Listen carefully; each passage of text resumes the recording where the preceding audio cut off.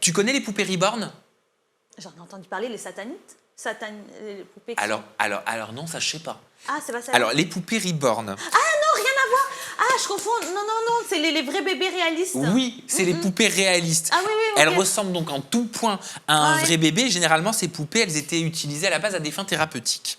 Elles étaient conçues pour aider les personnes à surmonter des traumatismes D'accord. comme un deuil ou une perte, par Oh, exemple. quelle horreur. Mais aujourd'hui, certaines personnes revendiquent avoir véritablement des vrais bébés, alors que ce sont des poupées reborn. Et il y a des dérives qu'on constate sur les réseaux sociaux. Je te propose de regarder. On part direction les urgences à l'hôpital parce que il y a de la fièvre toute la nuit et là ça va pas mieux, donc on se rend plus vite aux urgences.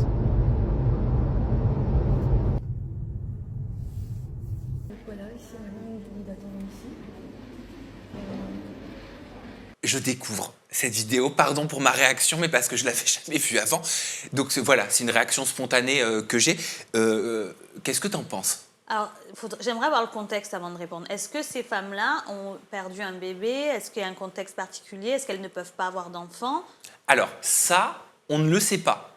Par contre, Parce que j'aurais deux réponses différentes. Eh ben, tu peux faire les deux réponses différentes. Mais par contre, ce qu'on sait, c'est que c'est un phénomène sur les réseaux sociaux, les bébés reborn, et que des mamans achètent du vrai lait, des vraies couches. Ok.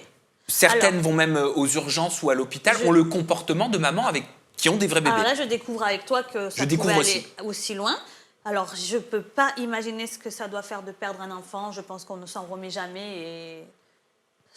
Donc, peut-être faire un transfert comme ça, et ça te permet de survivre. Ça, je peux le comprendre.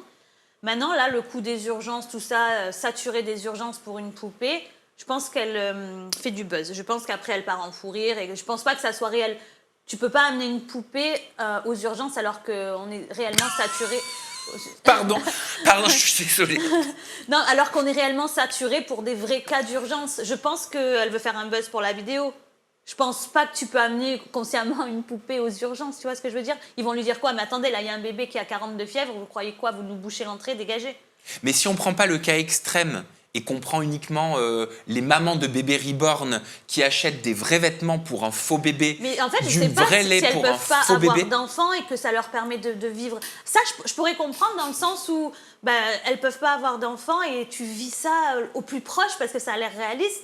Je peux l'entendre que c'est un besoin viscéral et franchement, il n'y a pas de jugement à avoir. Tu le vis à ta manière. Maintenant, je sais pas. Après, c'est quand même étrange, mais on ne peut pas savoir. C'est tellement particulier de ce ressenti d'être maman. Si ça leur permet de le vivre un peu, c'est vrai que c'est la plus belle expérience du monde.